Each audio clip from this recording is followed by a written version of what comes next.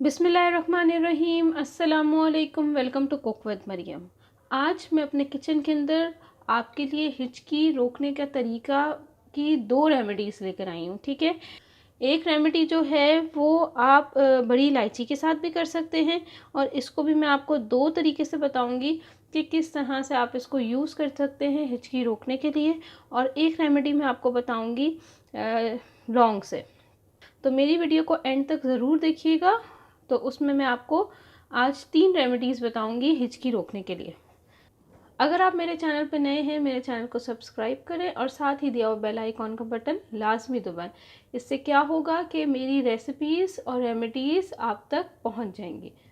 जब हिचकियाँ लग जाती हैं तो बहुत मुश्किल हो जाता है उसको रोकना। मेरे हस्बैंड के साथ भी ऐसे ही हुआ था कि उनको 2 से 3 दिन तक हिचकी लगी रही थी और बहुत सारे इलाज किए थे, कोई फ़र्क नहीं पड़ रहा था। तो मैंने उनके साथ इन रेमेडीज़ का इस्तेमाल किया हुआ है, तो उससे उनको काफ़ी बेहतर महसूस होता है।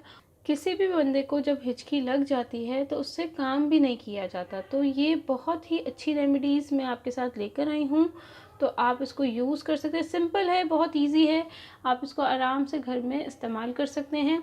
उसके लिए सबसे ये पहले तो ये बड़ी इलायची है।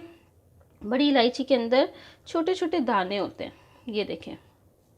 जब इसको हम खोलेंगे, ये देखें, जब हम इसको खोलेंगे इसके अंदर छोटे छोटे दाने होते हैं। ऐसे छोटे छोटे दाने होते हैं। इसको हम निकाल के इसको हल्का सा पाउडर बना के चट्टू दस्ते में इसको आपने पानी के साथ निगलना है, तो हिचकियाँ रुक जाती है। दूसरी रेमेडी जो है वो ये है कि ये जो आपने बड़ी इलायची है इसको लेना है और इसको आपने 1 कप पानी के अंदर इतना पकाना है कि पानी आधा रह जाए। अगर पानी आधा रह जाएगा तो उसी को जो है आपने, जिसको हिचकी लगी हुई है, उसको आपने वो आधा पानी नीम गर्म पिलाना है, उससे भी हिचकी रुक जाती है।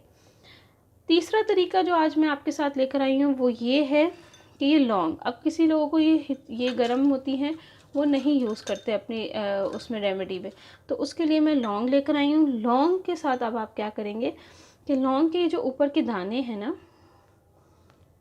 ये जो ऊपर दाने होते हैं इसको आप निकाल लेंगे और ये हाथ से ही पाउडर बन जाते हैं। ये देखें,